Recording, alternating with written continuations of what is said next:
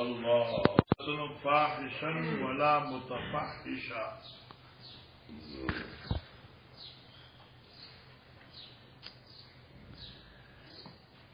مقصد د باب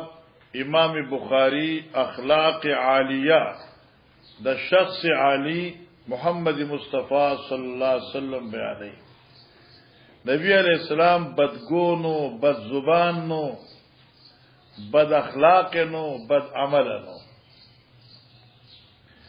فاحش هغه چاته وی چې دې بدګوي، بد زبانه، بدگو بد زبانوی په اعتبار د تبعیت سره، اور متفحش هغه چاته وی چې اتیان کی په فحش باندې بطور تکلف، یعنی د ځان نه جوړول. لکه او بعض علماء چې فاحش تعلق چې کم دی زبان سره دی، او متفحش تعلق چې کم دی افعال سره دی. مانا حضرت نہ بدگوئی کولا، بد زبانی بدگوئی بطور طبعا، بطور طبیعت، ولا متفحشا انو تکلف سر جوڑون کے دا بدگوئی یا فاحشا بد زبان نو، متفحشا بد عمل نو. داری اعمال کی نورو، داری پا اقوالو کی نورو، یو ذاتی شو بل عرض شو معنی باندې پوښو کنه. او دوی چې فاش هغه چاته وي چې د اتیان په داسې خبرو کوي چې خلق له خندي، تقالی تقل یعنی تقلونه کوي، تقلی و چورته تقلی بیا ټوکه تقلی او خلق له خندا باندې. او بیا وی چې د فاحش تعلق چې کوم دی نو زبان سره دی، او د متفحش تعلق چې کوم دی اعمال سره دی. تا نظر شما قال حدثنا حفص بن عمر قال حدثنا شعبة عن سليمان قال سمعت أبا وائل سمعت مسروقا قال عبد الله بن عمرو وحدثنا قتيبة قال حدثنا جرير بن الأعمش عن شقيق بن سلمة عن مسروق قال دخلنا على عبد الله بن عمرو حين قدم مع معاوية إلى الكوفة. حين قدم مع معاوية إلى الكوفة منګه داخل شو عبد الله بن عمرو سره کله چې د راغ سره د معاویه رضی الله عنه کوفه ته، او دا تقریبا د 51 یا د 52-53 زمانه و د خلیفہ وختو. فذكر رسول الله صلی الله علیه وسلم، ذکر کړي شه په دې مجلس کې صفات ته پیغمبر علیه السلام. فقال معاویه لم يكن فاحشا بدگونو، بد زباننو، ولا متفحشا او نه بدکار او بد عمل او فاحشا نو دا بد زبانی کوونکې په اعتبار طبیعت، ولا متفحشا انو بدگوئی کوونکې په اعتبار د تکلف، په اعتبار د جوړولو. وقال قال رسول الله صلی الله علیه وسلم ان من اخيركم احسنكم خلقا، تاسو کې غوړه هغه انسان دی چې خاوند بهتر اخلاق وي. جی وفي قال حدثنا محمد بن سلام قال اخبرنا عبد الوهاب بن ايوب عن عبد الله بن ابي مليكه عن عائشه ان يهود اتوا النبي صلى الله عليه وسلم فقال السلام عليكم، فقالت عائشه عليكم ولعنكم الله وغضب الله عليكم، فقال يا عائشه عليك بالرفق واياك والعنف والفحش، واياك زانو سات العنف د سخت زبانینا، والفحش او د بدګوینا. قالت عائشه اولم تسمع ما قالوا، د دې خنزیرانو خبر دیوانه لري چې تاسو السلام علیکم. وقال نبی علیہ السلام نیک بخت اولم تسمعي، فتا زما جواب نه دی اوریدي. ما قلت رددت عليهم، دوی چې ما ته سوین ما غپی واپس کړه. فیستجاب لی فیم، زما خیری قبلیږي دوی په حق کې، ولا یستجاب لهم فیا، او دوی خبر زما په حق کې نه قبلیږي. قربان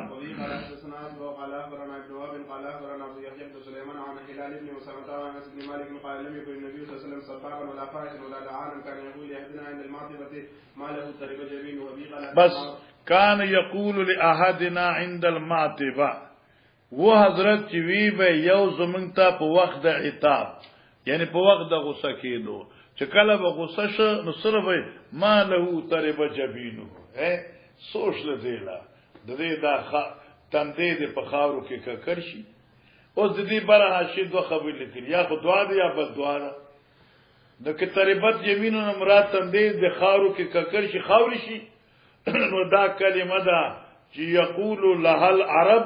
ولا يراد معناها د دې دا تندې د په خاورو کې خاور شي یعنی دې مړ شي دا یو کلمه ده او مراد دي نه لکه زم په پښتنو کې دا خذ ماشوم دې خدای دې مړ کې مړ شي بیا زر نه شکره دا معنی چې ته مړ شخه مخه یو په جاری دوی خبردار دي عاشق اخر مالو تربه جبینو سوچ لدیلا وای ککړ دي کې خپل تندې په خاوري وای الله ته په سجدي شاه الله ته په سجدي شاه تابعدار درب شاه هیڅ خبره شو وبه قال حدثنا عمرو بن عيسى قال حدثنا محمد بن سواي قال حدثنا روح المقاتل محمد بن منتظر عن ربنا عائشة رجلا استاذن على النبي صلى الله عليه وسلم فلما راه قال بئس اخو العشيرة يبئس ابن بس ګوره لیک صبر وکړه مقصد دې حدیث څه دی نبی علیہ الصلوۃ والسلام خوراغه یو سړی را روانو او د دې سړی نوم چې کوم دی څوک مخرمه ابن نوفل دی او څوک اوینا ابن حسن الفزاری دی دا سړی منافق ذو وجهینو د چرات نبی علیہ السلام وی دا په قبیله کې ناکاره سړی دی او په خاندان کې ناکاره کس دی ٹھیک شو چراغ نو نبی رسول الله په خیر علی خپ خیر علی خپ خندا څه خبر وکړي حتی عاشی ورته د الله نبی مخکې دی غیبت وکړه یعنی مخکې دغه د بدوی او اوس ته دغه تعریف کوي نبی علیہ السلام ته فحاش کلمه ته بدګو کلمه ته نو دې کې دوه خبرې شوې یو خبره دا چې یو سړی په نفس الامر کې چې غلط دی او کې تعال راغی نو دغه سره خپل د اخلاق او مظاهره ورسره وکړه خپل اخلاق ورته اوخیا یو دیمه خبردار چې دا غیبت نه دی یو غیبت دا چې فقط پای کې مذمت مقصود وي او دې کې اظهار د حال مقصود دی چې کوم ته تاسو تنقید وایي حضرت چې دا سړی ګوره قابل اعتبار نه دی ته په خاندان کې ګوره خسرې نه دی چې دې په خبري اعتبار چرته نه کوي او بیا څومره نور خبره ده دا حدیث ترجمه ته کوم بیا رسول دا حدیث 23 نه سبق کې برادي ان رجل استاذن علی النبي صلی الله علیه وسلم یو سړی جات وغوښته په نبی علیہ السلام څوک محرم ابن نوفل یا ابن حسن فلما راو چې حضرت ولید قال نبی علیہ السلام وی بئس اخو العشیرہ ډیر ناکار دی ورور د قبیله و بئس ابن العشیرہ او ډیر ناکار دی زوی د قبیله یعنی خص نه دی فلما جلس جديرا حضرت سغکی ناس تطلق النبي صلی الله علیه وسلم فی وجهه کشاد کی پیدا کړ حضرت سے په خبرو کې د سرا خپل تندی کې وانبسط الیه او فراخه سرا خبر شروع کې د سرا فلما انطلق الرجل چدا سره روان شو قال له عائشة یا رسول الله حتى شهد الله نبی حين رأيت الرجل قلت له كذا وكذا چتا دی ولیدنو تابع ساق الاشیرہ وبيسا ابن الاشیرہ ثم تطلقت فی وجهی بیاد مخوت روخانک وانبسط له او فراخی دی پیدا کړه نبی رسول یا عائشہ متاحتنی فحاشا کلتا زموتی و مبدگو ان شر الناس عند الله ناکار انسان پر عز الله منزلتن په اعتبار درجه یوم القیامه من ترک الناس اتقاء شری چې پری دی خلک د دې سره ملاقات لوی د ځان بچکولو دغه د شرنا چې سره بد اخلاق وي او خلک یې مرغه پریږي دا نو دا شر دی نو ما خپل اخلاق ورته خودل کنه معنا غو خنو خو ما ورته خپل خوالو خودل کنه جی بس باب دې په بیان د حسن خلق یعنی خسته اخلاق والسخاء او په بیان د سخا سره سخا خو پیجنه کلمه بخاری اول کې ویلو او شګنه ایتاو ما ينبغي لمن ينبغي هر چاله دغه د حق مناسب ایسره خېګړه کوله او ما یکرم من البخل او په باب کې بیانېږي بدواله د بخل چې بخل چې کم دی دا خشه نه دی حدیث تامه کې ویل دی قربان قال ابن عباس عن النبي صلى الله عليه وسلم اجود الناس وجد ما يكون في رمضان وقال ابو ذر لما بلغه رسول النبي صلى الله عليه وسلم قال يقين بس ابو ذر وی چر کله ورسه دیتا خبر ده بعثت پیغمبر علی السلام ابو ذر اخبر انستوی یا 19 توي ارکب الى الوادي لا شکرم مدین مکیتا فسوا من قولی دې سړي د خبره واورا نو فرجا چانی واپس فقال ورأيتو يأمر بمكارم الاخلاق ماو کته او امر کو خلق ته په اخلاق سره قربان. وفي قال حدثنا عمر بن عون قال حدثنا حماد بن زيد عن ثابت عن انس كان النبي صلى الله عليه وسلم احسن الناس واجود الناس واشجع الناس. عائشہ بتدایات کا پیغمبر په حسن کې د ټول نه خېستو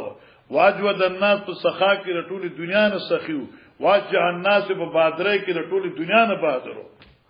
ولقد فزع المدینه یورز په مدینه کې خلق یریدل غبرات راغې ذات لیلتن شهوازو کې چې دشمن راغې فانطلق الناس قبل الصوت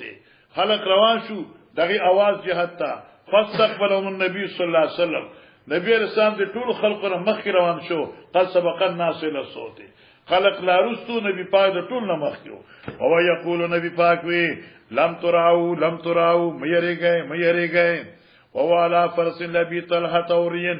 او نبی اسلام د ابو طلحه په اسبان ناستو په داسې حال کې چې دا اس بربندو په دې سزین منه نو مال سرجن فیونقی سحف الله په دې سینو او په غاړه کې تور ځوندوا وقال لقد وجدت بها دا اس ابو طلحه دا کوم مند دریاب وانه لبحر یاوی چې د خصم دریاب دی سم روان دي. وفي قال حدثنا محمد بن كثير قال اخبرنا سفيان عن سليم بن سمعت جابر يقول ما سئل النبي صلى الله عليه وسلم عن شيء قط فقال لا. بس د اخلاق د پیغمبر علی السلام کله چې د نبی علی السلام نه یو شی وختل شوی دی د امور دنیویونه حضرت چرتم لا نه دی ویلي ونه شو کنه اوس کې ته وای چې ما قال لا قط الا فی تشهده ولولا لا التشهد لكان لا نعم. نو بر حاشی په اعتراض کړي چې نبی علیہ السلام څخه قبیله چراله اور هغه چې موږ له سوالی راکړه نبی صلی الله احملکم لا ما اجد ما احملکم غلط خلا دي کنه وی هغه لا قبیله هلته دي ما اجد ما احملکم زه خود در کوم سواله خو ما زغشتې نه سوالی نو چې کوم شي نه نو دغه د پاره خو نیوي او چې کوم شي وو نو هغه د پاره لا چرته نه دی ویلې قربان. قال حدثنا عمر بن قال حدثنا ابي قال حدثنا الاعمش وحدثني شيخين المسرور من كنا جلوسا مع عبد الله بن عمرو ويحدثنا اذا قال لم يكن رسول الله صلى الله عليه وسلم متفاحشا او انه يقول ويقول حضرت ان خياركم احسنكم اخلاقا تاسو کې بهتر هغه سره دی چې د خو اخلاق او خاوندې دي. وفي قال حدثنا سعيد بن ابي مريم قال حدثنا ابو وسام قال حدثني ابو حازم عن سعد بن سعد قال جاءت امرأة الى النبي صلى الله عليه وسلم ببردة فقال سهل للقوم يتدرون ما البردة فقال القوم هي الشملة فقال سهل هي شملة منسوجة فيها حاشيتها فقالت يا رسول الله اكسوك هذه فاخذها النبي صلى الله عليه وسلم محتاجا اليها فلبسها فرآها عليه رجل من اصحابه فقال يا رسول الله ما احسن هذه فاكسنيها فقال نعم فلما قام النبي صلى الله عليه وسلم لامه اصحابه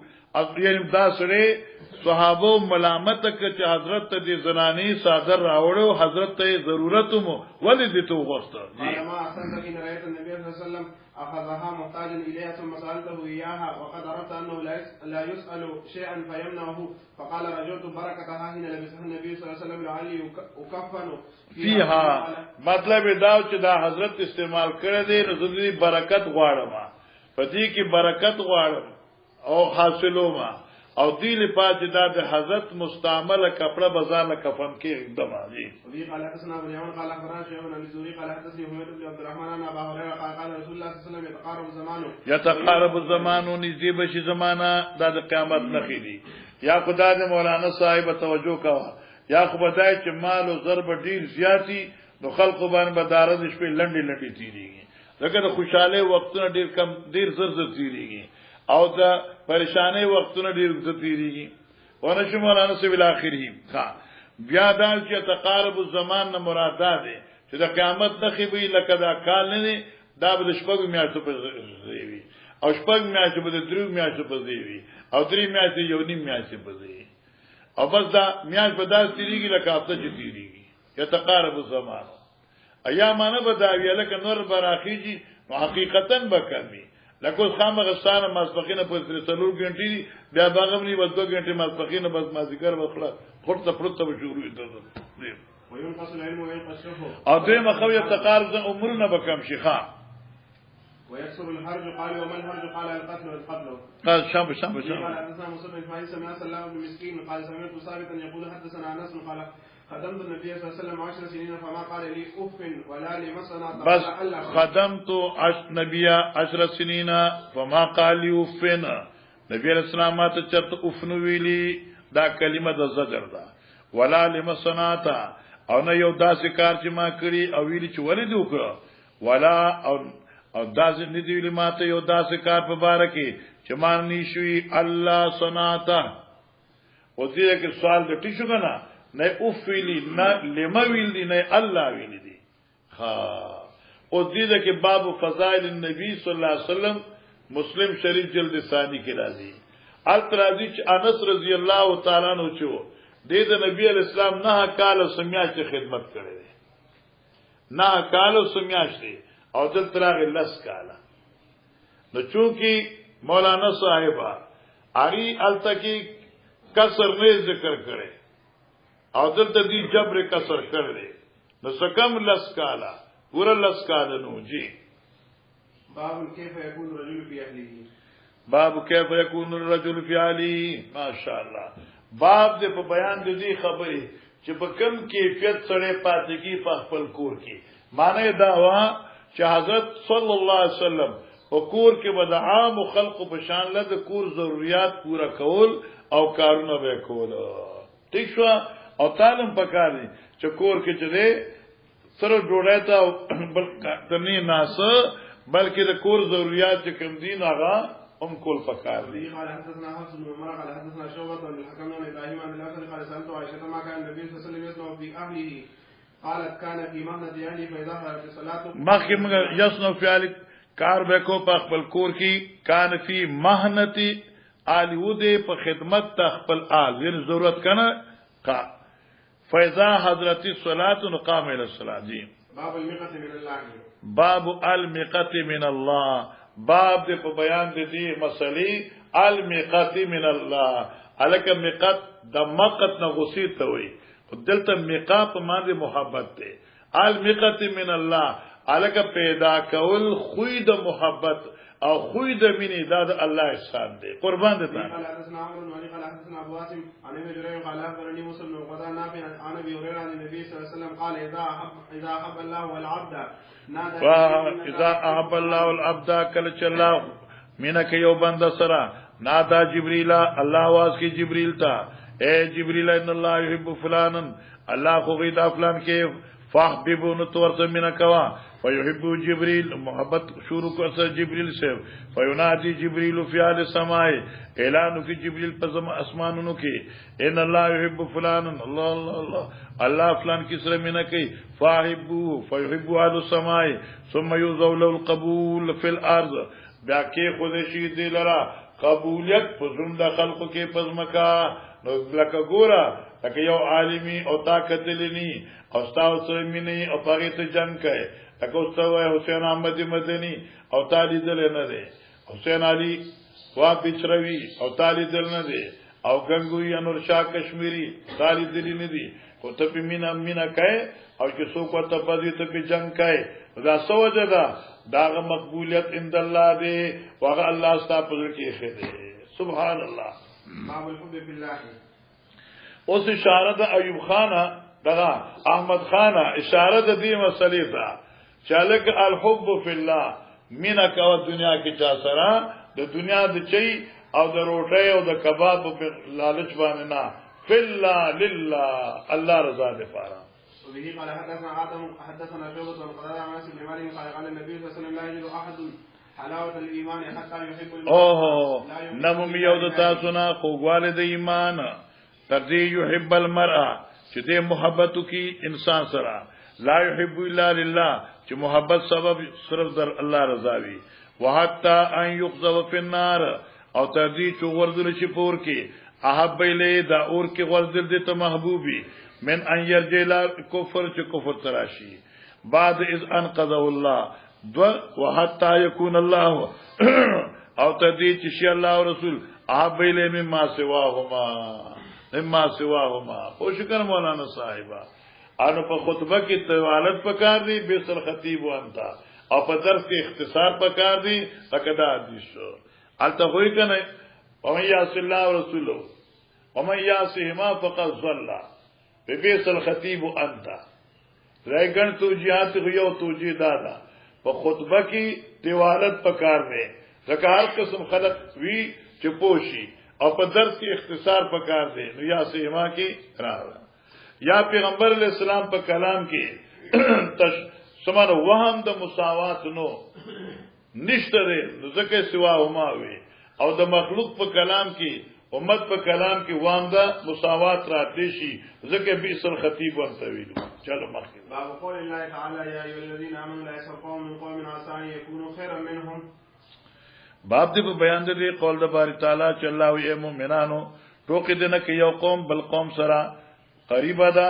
چې دا ټوکه کړه شوی قوم چې ده دا غوړه وی د الله په علم کې او د الله په قانون کې د ټوکو کوونکو نه الله اکبر جی وفي قال حدثنا علي بن عبد الله قال حدثنا سفيان عن هشام بن ابي عن عبد الله بن زمت قال ان النبي صلى الله عليه وسلم ان يذكر رجل مما يخرج من الانفس الله نبی علیہ الصلوۃ والسلام منع کړی دا دسنا ان ذکر رجل چوخاندی او سره بل سره مما داغسنا يخرج من الانفس چې غوزي د دینا مطلب چې پوسکای شو کړه مثلا یا پوز شو یا بلغم شو اوس لکه یو سړي پوز رااله نو کرګه مکه دا پوز خوستام راځي یو بلغم راغی کرګه مکه دا بلغم خوستام راځي یو سړي نه مثلا چې کم ده کنه ریغ به هوا خارج شو پوسکای واچوله مانه پختو کې نو ته وی راغی نو ته پوز د خیر د کپڑا کیلا خو بس نور سوایم او ډیره بهتر اخلاقی خبردار چړو پوز ته کپڑا منځ دې کو چې ته سړی په خپل کمزورتیا ډو خبر نشي ونه شوي خو زما مذهب دا دی چې خیر دی پوز تاسو کپڑا داسې کې بار صبر دی رااله دا دې لپاره داونو چې دې مر دې په خبر دی دې پوز ډو کار نه کوي ونه شو کنه او دارنګ لکه ټیش نو کې ځا ریح به صوت ته کې چانه ټیزوت نه خاندمه دغه ټیز خدای نه بوزي الله څنګه خسته خبر وکړه نهى النبي صلى الله عليه وسلم ان يذكر رجل مما يخرج من الانفس وقال ثم بما يضرب احدكم امراته ولوهي وكم وجهه يوصل د تاسو نه خپل خدا ضرب الفعل وشان د ولود سند وشان د وهلو د پیسه وشان د وهلو د غوي ثم لعله يعانقها بیا شاید دې چې يعانقها محتاشي هغه سره د معانقه اول دیوال بیا راځي چې غاړه شه غاړه ملا کو د سکول سره غاړه ملا وکا بیا د موانقې ته نه پریږدي بیا وته انا غیر بهتر چې مخکې خو وقال سوری بو ابو معاویه تنشام جلد العبد د فعل په ځای جلد العبد ویل دي جی وفي قال حدثنا محمد بن المثنى قال حدثنا يزيد بن هارون قال اخبرنا عاصم بن محمد بن زيد عن ابيه عن ابي عمر قال قال النبي صلى الله عليه وسلم بمناسبه تدرنا يوم هذا قالوا الله ورسوله اعلم قال فان هذا يوم حرام فتدرون اي بلد هذا قالوا الله ورسوله اعلم قال بلد حرام اتدرون اي شهر هذا قالوا الله ورسوله اعلم قال شهر حرام قال فان الله حرم عليكم دماءكم واموالكم واعراضكم كحرمه يومكم هذا في شهركم هذا في بلدكم هذا بس ګورو اعراضکم سره دا خبره ثابت کړه چې غیبت مکو قربان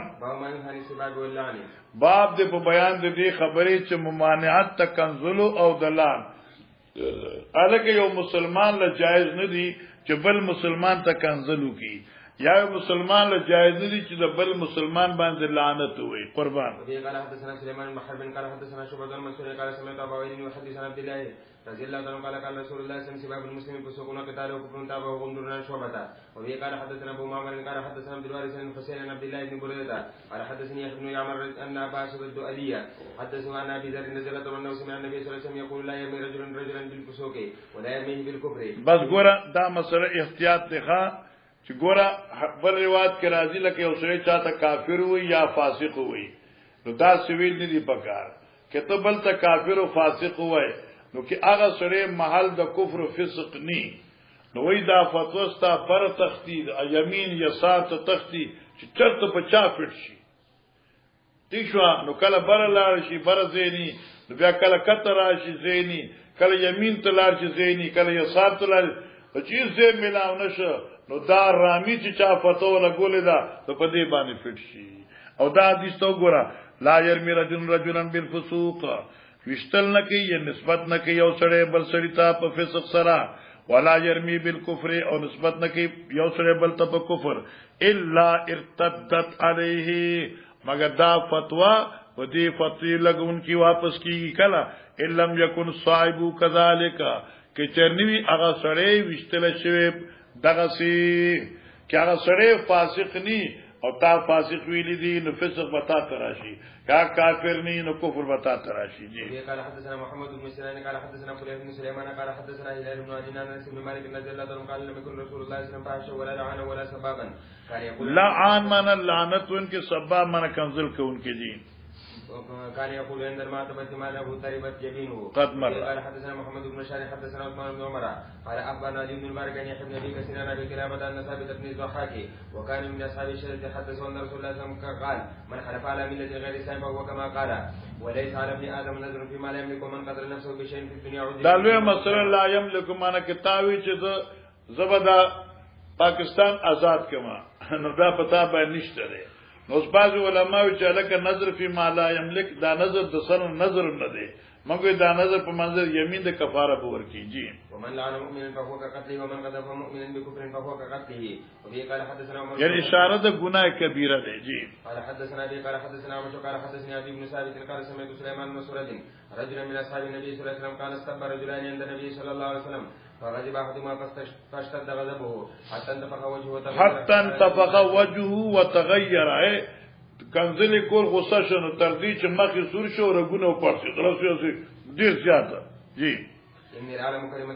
حضرت وی زما ته پته یو کلمه لو قالها کې دی غوی لزابان الذي یجدو نو لار بچ دین هغه غصه چې کم دی محسوس کړي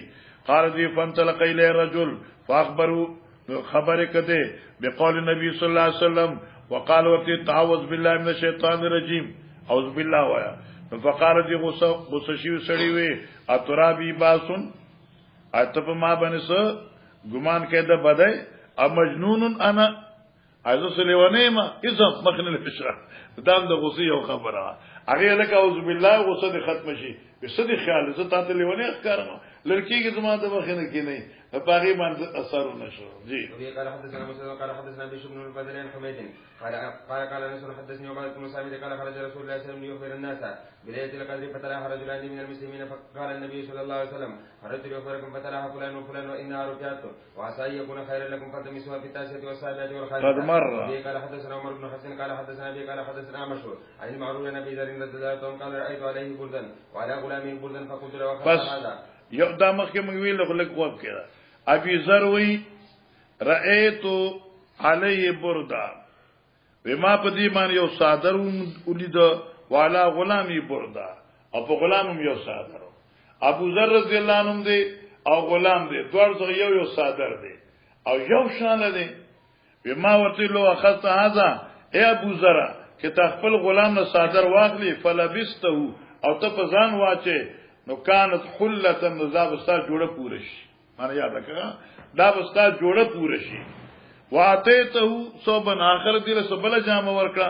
فقال ابو ذر كان بيني وبين رجل وزما دیو سړی په منځ کې چې بلالو کلام سګب خبره اتري وکان امه اعجميه او دغه موروا عجمنا تورنګي چنمي حمامه فنلت منها ما دغه مور بیا د بي وکړه فذكرني الى فنلت منها ابنګ دا بخاری کې اول کې څنګه میوي یبنتا سودا اے د توري خدیجه فنلت منها فذكرني الى النبي صلى الله عليه وسلم دی بلال زما فریاد وړ نبی علیہ السلام ته فقال لما نبی پاک اصابت فلانا انک بختا تا کنزل وکړه فلان کی ته بلال ته قلت ما نام او قال افنلت من امي تا دغه د مور به احترامي وکړه کنزل دې وکړه قلت ما نام او قال انك تچ امرون یو سړی فیک جاهلیتون پتا کی جاهلیت ته پتا کی نقد جاهلیت تا قلت ما على ساعتي هذه من كبر السن الله پیغمبر على ساعتي هذه پسما په دې ټیم په دې سپینګری والی هم جهالت ته یعنی اوس ما کی جهالت ما غو لګ ایمان راوړ دي او علم می کړ دي نو على ساعتي هذه ما كبر السن فدې بوډا ته نو سم جهالت ته قال نام دی او کنا د جهالت خبر سره کینو اخوانکم جعلهم الله دا استاد غلامان دي الله ګرځول استاد ایدیکم استاد الله سن لاندې فمن جعل الله اخاو تحت یدی هغه سره چې الله دې يرور دې د لاس لاندې کړي لکه غلام کړي وي فلیتم ما یاکل ورځ کې ولا خوراک دې خوري ول یلبس مما یلبس لاغه لباس واغوندي چې دی اغوندي ولا یکلف من العمل او نه دې مجبور کوي دې په مزدورای باندې ما یغلبو چې په دې مزدور غالب شي دا کار فین کلفو چې چروي دا کار داسي چې هغه د تکلیفي ما یغلبو چې په دې ضروري وي فال يعينه علينا دې دغه مدد کوي جی بس ګوره مقصد دا دی لکه بای سړي مندري او بای سړي وګودوي بای سړي لاس وګودوي نو کې یو سړي ته چې طویل خانه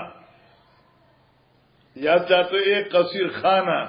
یا چاہتے ہیں حرباقہ نو دا جائز دی بشرطی کی چھ مقصد توہین نی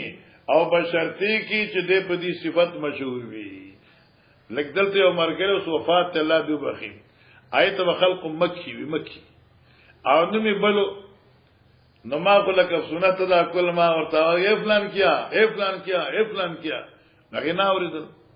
نمی والا غستا یو سری ماته جدا ورته مکی مې مکی جی مې خدای باندې ما ځخنو ما غسنت اپدی وجینو خلق راځي په دې مشورې منو تا خو ما ورزل خو ما ته نه وینو نو معنا غي بد په نه ګل او کې یو سری وی یا طویل یا قصیر یا ذل ید ذل یدین هغه په دې باندې بد نګړي نو ویل شي هغه په خپل مولوی سیوانو بعد ګډ مولوی سیو نائب پدی بان بد نہ کرنا کہنا باب ماجوز من ذکر الناس باب دے بیان دا جواز دا صفاتو پوچھکن ذکر الناس یعنی ذکر کول صفاتو دا خلقو نا وقول الطویل اے اگدا والقصیر اے لنڈا وقال نبی صلی اللہ علیہ وسلم ما یقول ذولیدین سوی وما لا يراد بی شین الرجل مانا یاد ہے وما باب دے بیان دا اغسیز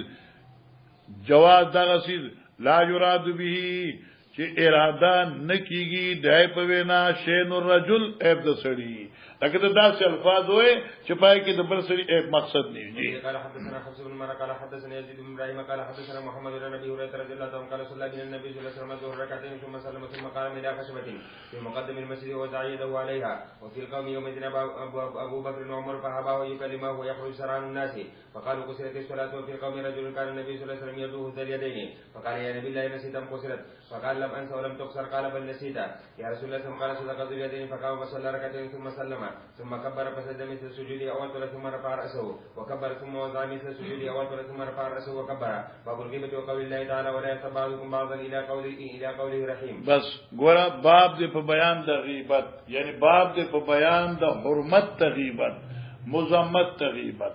الکه طالب جان یو د تهمت یو د غیبت تهمت دي ته وی لکه مچوالی سرکار چې غلا نه کړي اته چې دې غل دي دا تهمت دی او دا اکبر الکبائر دی غیبت دی ته وی چې دی مچوالی سرکار کې یو کمې دی عیب دی او منګه دی ته مخامخ خو دې په خفقيږي او دغه خبر دی په غیر موجودګۍ کې وایو نو دی ته غیبت وی لکه مولا علی قاری وی کله یو سری مثلا لستونه کولاو او دې چا چې ای اطلستونیا د لستونی ته وګوره او دې په دې خفشه اوس ته په غیر موجودګۍ کې وای چې د مچوالی سرکار لستونه ډیر غټ جوړ کړ دی وای دا غیبت دی او دا حرام دی پوښکنه حدیث کې راځي چې یا رسول الله چې موږ یو سړي په بار کې یو خبره کوو پکې وی عادت غیبت خوې دیتا چې پکې ني نای ته تهمت وای او قران وی وقول الله تعالى ولا يغتب بعضكم بعضا غیبت کی بعض تاسو دیو بلنی قال حدثني قال حدثنا وكيل عن يوم قال سمعت مجاهد يحدث عن طاووس عن ابن عباس رضي الله عنه قال مر رسول الله صلى الله عليه وسلم على قبرين فقال انما لا يعذبان وما يعذبان في كبير اما هذا فكان لا يستتر من بولي واما هذا فكان يمشي بالنميمة ثم دعا بعصيب رطب عصيب رطب يعني يوشم كلام دا فشرب باثنين فقرص على هذا واحدا وعلى هذا واحدا ثم قال لعله ان يخفف عنهما ما لم يبسا باب قول النبي صلى الله عليه وسلم خير الدور الانصار خير الدور الانصار حدیث مکه تیر شوی دی معنا داوا چې تعریف کول شي الکه د انصار کورونه فلان کې کور فلان کې محله ډیر خسته ده جی وبه قال حدثنا كبير قال حدثنا سفيان عن ابي زناد عن ابي سلمة عن ابي سعيد الساعدي قال قال النبي صلى الله عليه وسلم خير ذو الانصار بنو النجار باب ما يجوز من اختيار اهل الفساد والريب بس باب دې په بیان دي جائز دي بعضی غیبت د خلقو کم بعضی غیبت د آل فساد والریب او د آل تهمت لکه مانس شوا کې تتری چا عیب ذکر کړي او مقصد اخبار عنه وی هغه نه مقصد اخبار وی چې ته په دوکه کې واقع نشي دا جایز دی غیبت مقصد تنقیس وی بیا جایز نه دی مذمت وی نو جایز نه دی او کی غیبت مقصد اخبار د خلق وی چې دوی ته نظام بچ کی نو دا جایز دی لکه تنقیس شو او لکه تاسو اسماء او رجال کې وای فلان کې کذاب دی اور ابن فلان دی وغیرہ وغیرہ دا جائز دی ځکه چې مقصد تحرز دی حفاظت ته دین دی دا جائز دی ٹھیک شو او حدیث تستاویل او قال حدثنا صدق بن الفضل قال اخبرنا ابن عيينة قال سمعت ابن المنكدر سمع عروة بن الزبير ان عائشة رضي الله تعالى عنها اخبرته ان استاذن رجل على النبي صلى الله عليه وسلم فقال اذنوا له بئس اخو العشيرة ابن العشيرة فلما دخل على له الكلام قلت يا رسول الله صلى الله عليه وسلم قلت الذي قلت له ثم علنت له الكلام وقال علنت له ينرم لجي صد خبر وکړه قال اي عائشة ان شر الناس من تركه الناس او ودعه الناس اتقاء فحشه باب النميمة من الكبائر بل چغل خوري چې کمدان او د اکبر کبائر دی او چغل خوري څه ته وایي د یو کس خبره بل توړل لکه زوی مس سحرګل صابر الحق ته دا ویلي صابر الحق خبره ستاب مبارک سحرګل دا وایي او دا خبر راوړم دې ته وایي با دې ته نمیمه وایي چغل خوري وي دا حرام ده البته کہ اصلاح مقصد وی او مقصد خیر نو دا جائز دی اگر دی پیمنٹ کې اختلاف زم چاله کا صاحب الخستا دی لوی تعریف کوي او دی کړي ني او دی ته چاله کا صاحب الحستا ډیر تعریف کړي او کړي ني او مقصد زما اصلاح نو دا جائز دی جی ابي قال حدثنا ابن سلام قال اخبرنا عبيدة بن حميد ابو عبد الرحمن عن منصور المجاهد بن عباس رضي الله عنه قال خرج النبي صلى الله عليه وسلم من بعد شتاء المدينة فسمع صوت انسان يعذبان في قبورهما فقال يعذبان وما يعذبان في كبير وانه لكبير كان احدهما لا يستتر من البول وكان الاخر يمشي بالنميمة ثم دعا بجريدة فكسرها بكسرتين او اثنتين فجعل كسرة في قبر هذا وكسرة في قبر هذا فقال لعله يخفف ما لم تيبسا باب ما يكره من النميمة وقوله حماد المشايم بالنميم باب دې په بیان د مکروهیت یعنی مراد د حرمت ته من النمیمه چغل خوري او قول د باری تعالی حمازن چغل خور مشائم بن حمازن عیب لګون کې مشائم بن تلون کې په چغل خوره سره ویل لكل همزه لمزه هلاکت وی لپاره د هر همزه یعنی عیب لګون کې لومزاتن چغل خور پخپل یحمزو یلمزو و یعیبو د یحمزو معنی دا یلمزو لمز کی لمز ته یعیب چې د بل عیب مخامخ لکته غلی ته ظالمی ته داسی دې تاسو وی همزوی او مشان بنمی چغل خور دی ٹھیک شو او دا حرام دی د قران نه ثابت کړي وفي قال حدثنا ابو نعيم حدثنا سفيان بن منصور بن ابراهيم ونحمان كنا مع حذيفه فقيل له ان رجلا يرفع الحديث الى عثمان فقال له حذيفه سمعت النبي صلى الله عليه وسلم يقول لا يدخل الجنه ان رجل يرفع الحديث الى عثمان یو سړی دی چې د خلقو خبري عثمان صاحب ته رسي ګور احمد خان یاد کړه عثمان صاحب خلیفہ وختو دوی فلان کې سایډي کې سایډي پیژنې خبري وړي فلان کې تا بادشاہ ته د خلقو خبري وړي سایډي دی سیډي کې فقال له حذيفه سمعت يقول لا يدخل الجنه قطار شغل خور جنت ته نه داخليږي دخول اولی سره ٹھیک شو یا په استهلال سره یا وغیرہ وغیرہ.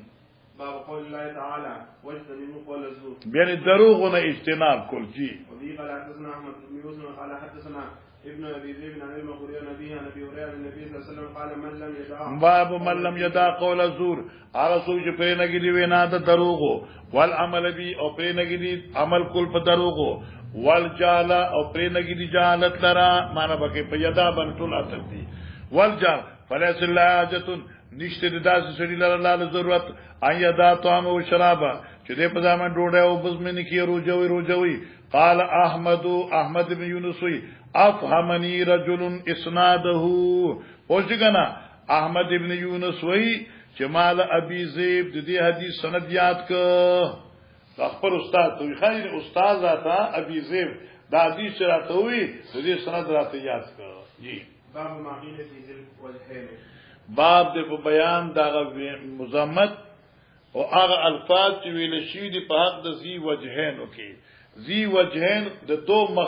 دو مخیزه دو مخو خاون دو مخان یعنی تا تراشی ستاشی او چې ما تراشی زماشی او اتخوای او چې دل تراشی اتخوای خوشي او دار چانه خپل مقصد حاصله منافقی دغه مزمت جی. وفي قال حدثنا عمر بن حفص بن غياث قال حدثنا ابي قال حدثنا عمش قال حدثنا ابو صالح عن ابي هريره قال النبي صلى الله عليه وسلم تجد من اشر الناس يوم القيامه عند الله عز وجل وبممت اشر د خلقنا پنځ الله پر قیامت ذل وجن دو مخیزه الذي ياتي اولای بوجن واولای بوجن یو ترازی په یو مخ بل ترازی په بل مخ تک باز بولیانی او پوجګر اختراعي مسائل چې تار غراچی ستا تحقیق د ټرن نه خېری او جبل تراشی ته د ټرن نه خېری وشو کنه او نو پکې ځاله خپل کار کې چلو. باب من اخبر صاحبه بما يقال فيه اے سړی زیا ګورا توجه کوا لکه اوس یو سړی ستا بدوي او زرا شمه او تاتم چلک فلان کې ستا بدوي او مقصد دې اسلامي یا مقصد دې خبرول وی نو دا ګناه نه دی لکه وګورا دا ګناه نه دی لکه یو نبی علیہ السلام تقسیم وکړ ایو منافق په حضرت په اعتراض وکړ دراغه نبی علیہ السلام ته چې دا فلان کې ستا په حق کې دا وی دا ګناه نه دی جی. مریاد شو باب دې بیان دا چې اخبره صاحب چې خبر کې خپل مرګري لا بما يقال فی په بارد هغه خبرو چې ویل کېږي د خلق او نفي په بارد مرګري دي جی. قال حدثنا محمد بن يوسف قال حدثنا سفيان عن الأعمش عن ابي وائل عن ابن مسعود قال قسم رسول الله صلى الله عليه وسلم قسمه فقال رجل من الانصار والله ما اراد محمد بهذا وجه الله قسم می دی په خدای چې محمد عليه السلام په دې سره د خدای رضا اون لټولا نو فاتحه رسول الله صلی الله علیه وسلم فاخبرت خبر میک فتمعر وجه حضرت چهره مبارک د حسین متغیر شو فقال رحم الله موسی الله درهم کې په موسی عليه السلام لقد اوذي باكثر من هذا هغه ته تکلیف د دین زیات ور کړی شو فصبر نو زبم صبر کوه جی. باب ما يقول من التمادح با ګورته تعریف جانا او دا ځان د قلم په سور قلم په راخ کا الله دې مومانه عمل عمل کولو توفیق راکړي. باب ما یکره من التمادح باب دې په بیان د مکروهیت د مبالغه په تعریف د انسان کې لکه اوس ته دې اوسې تعریف کړي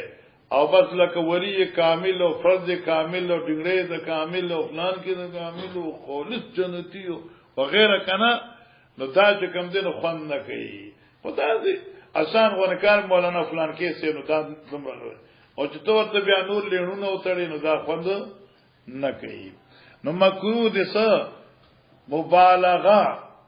په تعریف د انسان کې دا معنا ده جی. وفي قال حدثنا محمد بن صباح قال حدثنا اسماعيل بن زكريا قال حدثنا بريد بن عبد الله ابن ابي بردة عن ابي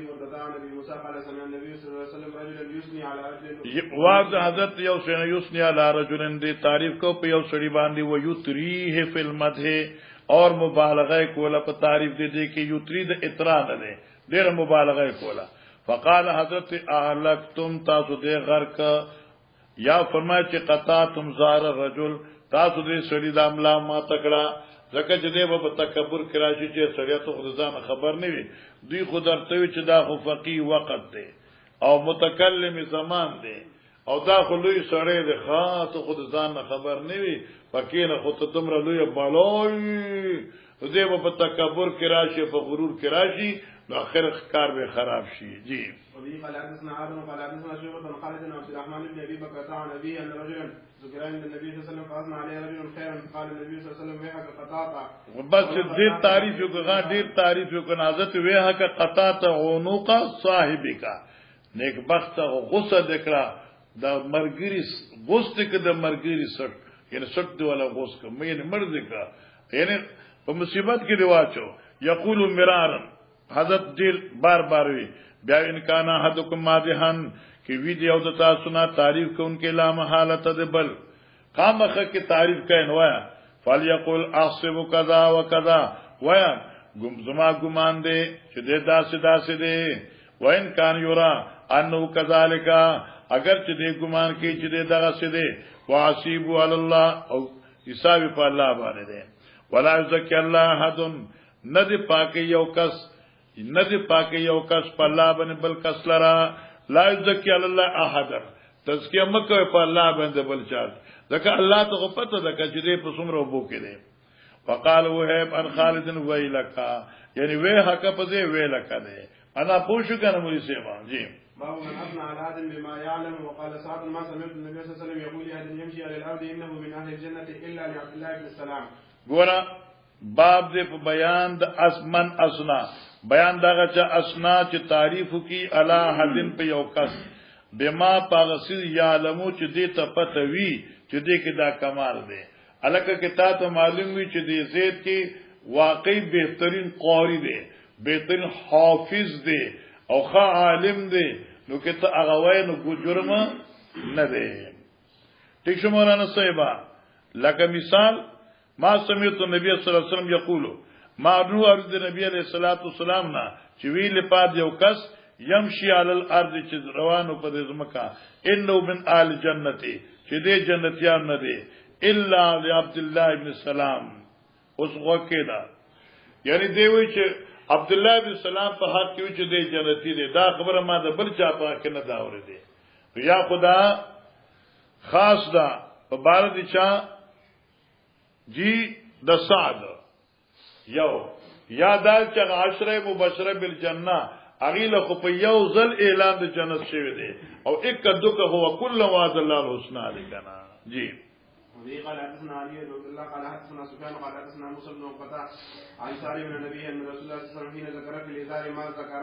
قال بس حين ذكر في الازار کله چې ذکر ک نبی اسلام په بارد وګدوالي مان وکي په بارد وګدوالي د لنګ هغه چې ذکر ک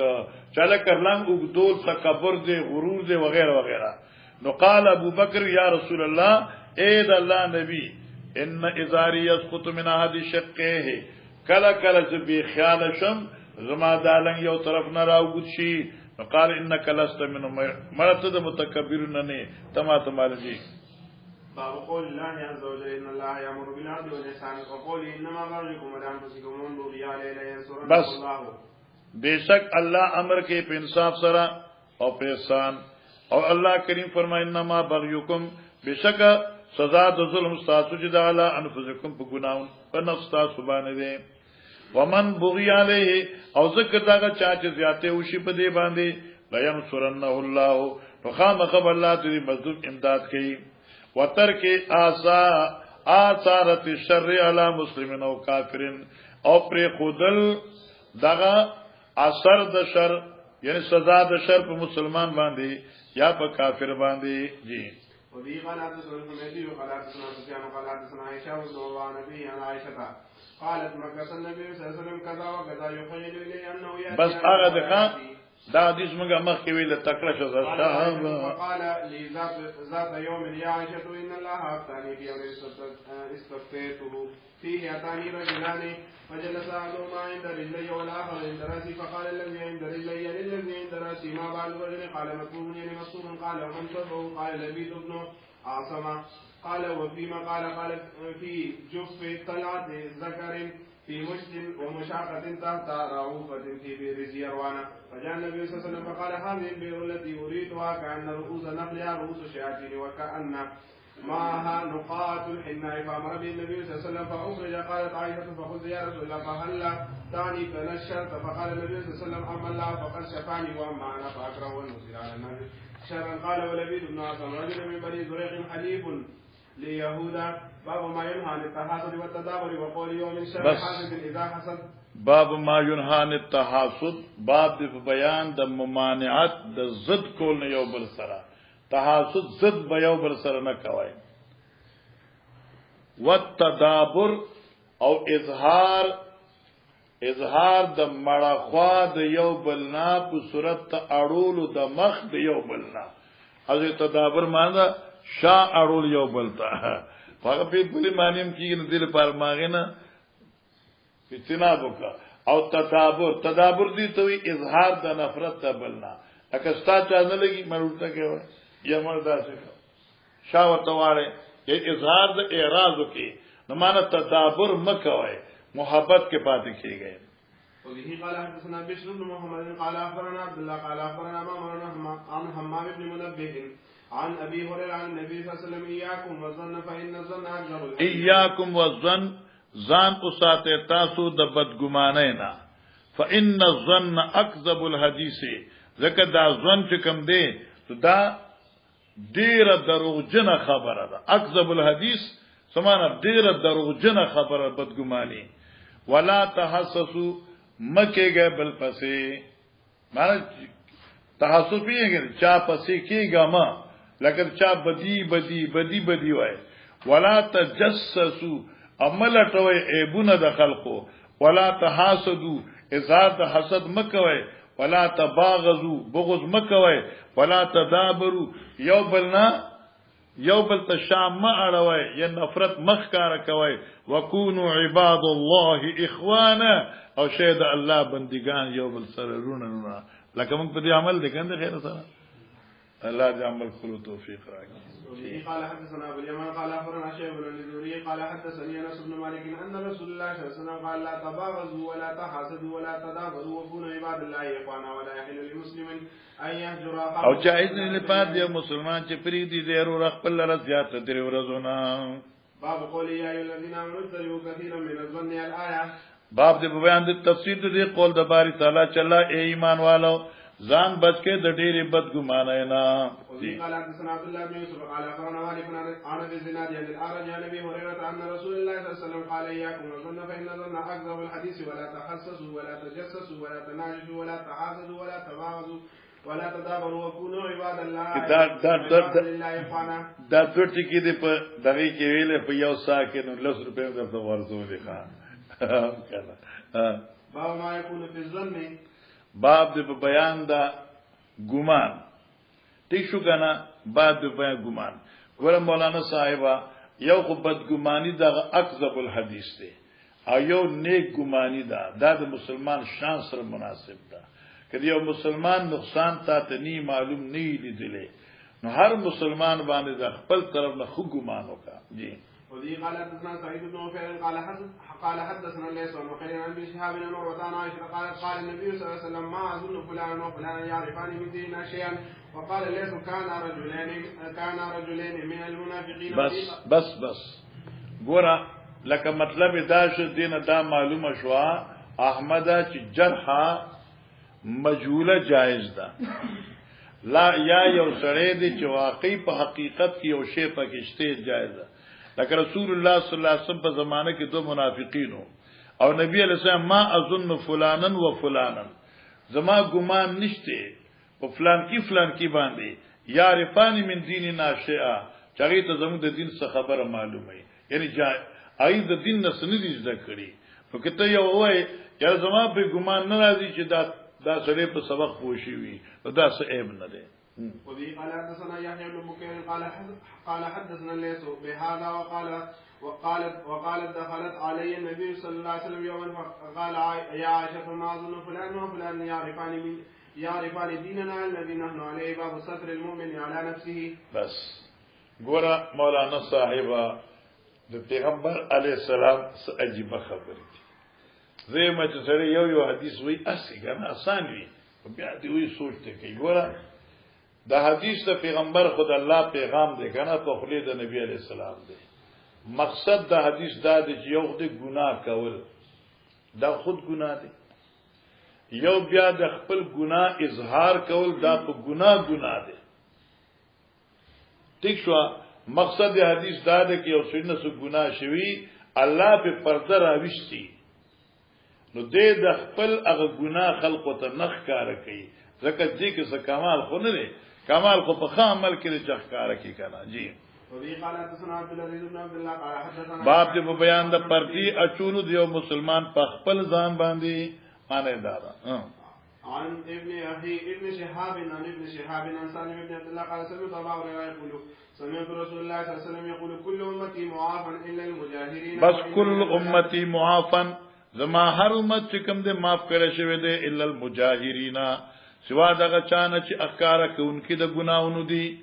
احکار کوونکې د ګناه څوک دی المعلن بالفسق تیشا عبد الوارث معلن بالفسق لکه ګیر اخرون کې شو معلن بالفسق هغه زنانه شو چې پرده پرې خدا ملعن بالفسق هغه انسانان چې بدکاری او ګناونو جرایم کوي او پاغي باندې پیریږي نه پټي نه نو دې ته ټول وای او مفتی رشید احمد صاحب د دې یو مصداق بل ګرځول دی ترک د پردی شرعي ترک د پردی شرعي چې چا شرعي پرده پرې خود شرعي نو دې معلن بالفسق شکه دا غي باقیده په دې ما کلندر لیکل دی دا ترجمه غي انسته ده وإن من المجانة او بشک بعض خبرې د لیوانتو بدادي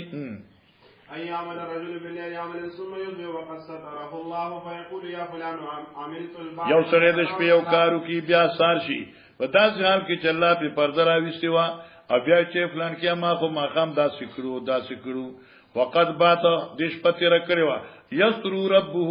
چې الله په پرده راوستي وا ويصبح يكشف ستر الله عليه او چې سار کې نو د الله هغه پرده چې په دې اچول شي وا هغه بر سي رکړه دي قال حدثنا مسدد قال حدثنا ابو عوانة عن قتادة عن صفوان بن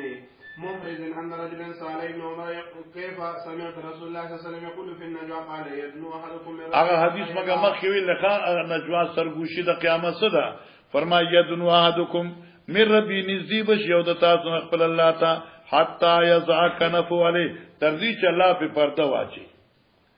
یعنی ځان ته خني ځکه نه ترخه به کینی مثال دی خو الله پردي کراولي فيقول عملت كذا وكذا مرتين تا چغلا کړو یاد دي زنا دي کړو یاد دي زنا دي کړو یاد دي فيقول ذي بنام او فيقول الله بعلمت كذا وكذا فيقول بنام فيقرره الله بدل پدي ګنا باندې اقرار کی ثم يقول الله بي سترت عليك في الدنيا لا تذم من گناہوں معاف سترت عليك في الدنيا وانا اغفرها لك اليوم ذ په دنیا کې مې در باندې پرده راوستي وا نن به هم دې بخمه کنا باب الكبر باب دې په بیان د مذمت ته تکبر مجاهد رحم الله د سوره حج وی ثانیه فی اړون کې د سټ ازرای تکبر یعنی مستکبرن فی نفسه صاحب معنی تکبر کو ان کے پذر کے اور عطفی معنی دا رقابتی سٹ جی وفي قال حدثنا محمد بن كثير اخبرنا سفيان قال حدثنا محمد بن خالد القسي عن حارثة بن وهب الخزاعي النبي صلى الله عليه وسلم قال الا اخبركم باهل الجنه كل ضعيف متضعف لا يسمع الله الا بره الا اخبركم الا اخبركم ما خبر درنکم ذات تبع للجنه فخواندان د جنت جی سو د کل ضعیف هر ضعیف متضاعف عاجزی کو ان کے رب تا دانه چار غریب ہر عاجزی کو ان کے رب تا داسی لو يقسم على الله لا ابره کدی الله باندې قسم وکینو الله به بری کی داسی ان نفس الامر کی دمر الله ته قریبی الا اخبركم بأهل النار اي خبر ده کوم زتا ته جهنميانو نا كل غتل حرب الزبان جواز سمانا زیاته کون کے مستقبل تکبر کون کے جی وقال محمد بن عيسى حدثنا هشام قال اخبرنا حميد حميد بن طويل قال حدثنا انس بن مالك قال كانت الامه من اماء اهل المدينه لتاخذ بيد رسول الله صلى الله عليه وسلم فتنطلق به حيث شاءت. الله الله ګوره دا دې کې حدیث ته وکړه دا جواز نه دی او تل بس زبان ته وی جواز متکبر او چې کله حق د الله منع کوي او دې روایت کې د پیغمبر علی السلام صفات ذکر کیږي كانت الامه من ماء المدینه یو وینځه بوا د وینځه مدینه نه لا تاخذ بيد رسول الله صلی الله علیه وسلم واب غسن یعنی وبینیو حضرت تلاسا فتنطلق به حيث شاءت روان بشوا چې چت فتنطلق به حيث شاءت روان به حضرت چرته وغختل دې دا مطلب نه چې چرته معنی دا د ګوره یو وینځه براله چې رسول الله دې څنګه سره زیاته وکړه حضرت راځي چې تاسو ته وکړه دیر اثر ظلم کو لازم چې تاسو ته وکړه ونه شي دا چې نور لفظي معنی ته نه واخلې دي باب الهجرت باب دې په بیان د هجرت مراد د هجرت نه څه دی هجران دی هجران نه مراد ترکی کلام دی او دا روایت موږ مخکې ویل دی عبد الله ابن زبیر چې حضرت عاشیب خیراتی کارونه کول نو دې زبې منع کومه چې دا دمر خیراتونه ولې کوي حضرت عاشق قسم وخوړ چې زبې دې په مخم نه لګوم په دې باندې ضمانت تیر شو اخر حضرت عبد الله ابن زبیر شفارسیان راوي سره دې په چل کې چې عاشیا به سقتلو په صادر کې پټ کړو مغازي کوم غویل دي قال حدثنا ابو اليمان قال اخبرنا شعيب قال حدثني الزهري قال حدثني عبد بن الزبير وهو ابن اخي عائشه زوج النبي صلى الله عليه وسلم لامها ان عائشه حدثت ان عبد الله بن الزبير قال في بين وطئنا اعطته عائشه بس دا یاد قال دي في بيع فبارد بيع کې او عطان یا په بارد احساناتو کې اعطته عائشه چې چاته ورکړو احسانات وی والله لتنتهين عائشه قسم می دی په الله چې زبدا عائشه دې خبر نه منکم او لاحجرن عليها یا په دې باندې بندوال راولما جی فقالت هو قال هذا قالوا نعم قالت هو لله علي نذر الله بس فقط عاشوی هو قال اي عبد الله دا خبره کړه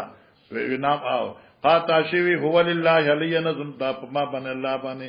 دا ما باندې نظر دی الله کلم ابن الزبير ابدا چرې خبر نکوم ورسره استشفى ابن الزبير لها حين طالت الهجره فقالت لا والله لا اشفع فيه ابدا ولا تحنس الى نذري فلما طال ذلك على ابن الزبير كلم المسر بن مخرمه عبد الرحمن دا دو کسان شفارسیان جی وهما من بني زورة وقال لهما انشدكما بالله لقد ادخلتماني على عائشه فانها لا يحل لها ان تنظر قطيعتي فاقبل به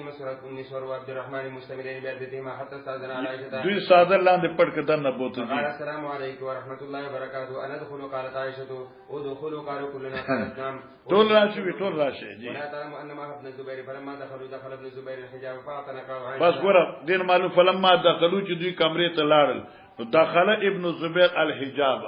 دینه معلومه شو چې د عبدالرحمن او د مسور په منځ کې او د حضرت عائشہ منځ کې پرده و نو د عبد الله ابن زبیر چونکه دا خو ترور و نو پردینه دنه لاړ او سچر فاعتنق عائشہ به د غاړه چاپیره شه لکه بچی چې لمونه چاپیره کیږي فتفق يناشد قسمونه ولركو يبكي جرل وتفق المسور عبد الرحمن يناشدانها قسمونه وركل الا ما كلمت مگر چې ته خبر وکا وقبلت منه يقول ان النبي صلى الله عليه وسلم نهى ما قد علمت من الهجره وانه لا يحل للمسلم ان يهجر اخاه فوق ثلاث ليال فلما سروا على عائشه من التذكره والتحريج فتفقت تذكره والتحريج معنى غناواله جی وتبكي وتقول اني نذرت والنذر شديد فلم يزال بها حتى كلمت ابن زبير واعتقد في نذرها ذلك شابه صليخ غلامان آزاد کړ جی وقالت تذكر نذرها بعد ذلك فتبكي حتى تبل دموعها خمارها چې تمره به جړل چې دوپټه به لمده شو قال حدثنا عبد الله بن مسعود قال اخبرنا مالك بن انتشار بن انس بن مالك رضي الله عنه ان رسول الله صلى الله عليه وسلم قال لا تبغضوا ولا تحسدوا ولا تدابروا وكونوا عباد الله اخوانا ولا يحل للمسلمين ان يرخوا فوق ثلاث ليال وبه قال حدثنا عبد الله بن مسعود قال اخبرنا مالك بن انتشار بن عطاء بن يزيد الذي عن ابي ايوب الانصاري رضي الله عنه ان رسول الله صلى الله عليه وسلم قال لا يحل للرجل ان يهجر اخاه فوق ثلاث ليال فيلتقيان فيورد هذا ويورد هذا چې مخامخي یو خوا مخواري بلبل خوا مخواري وخيرهم الذي يبدا بالسلام بعد ما يجوز من الهجران لمن عصى بس دینه دام مخراغه چاله کې هجران منه ده اوس وی کې دا هجران د خدای رضا دی پر جایز دی جی وقال كعب بن مالك حين تخلف عن النبي صلى الله عليه وسلم کله چې د غزوه تبوک نه رسو پاتې شو عن كلامنا وذكر 50 ليله النبي قال حدثنا محمد قال اخبرنا عبد بن هشام بن عروه عن ابيه عن عائشه رضي الله عنها قال قال رسول الله صلى الله عليه وسلم اني لا اعرف